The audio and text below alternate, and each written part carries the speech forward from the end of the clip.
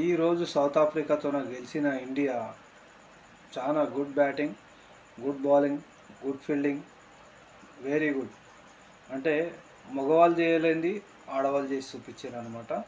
ఈ ఆడవాళ్ళు ఒకటే అనే కాదు, మగవాళ్ళు కూడా చేయాలి, ఆడవాళ్ళు కూడా చేయాలి. మన దేశం పేరు నిలబెట్టాలి.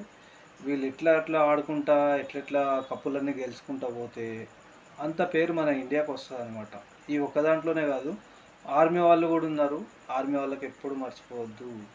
ఎందుకంటే ప్రతి బార్డర్లో ఆర్మీ వాళ్ళు ఉండి ఆర్మీ వాళ్ళు ఎంతో గెలుస్తున్నారు, ప్రాణాలు కూడా వదులుకుంటున్నారు దేశం గురించి.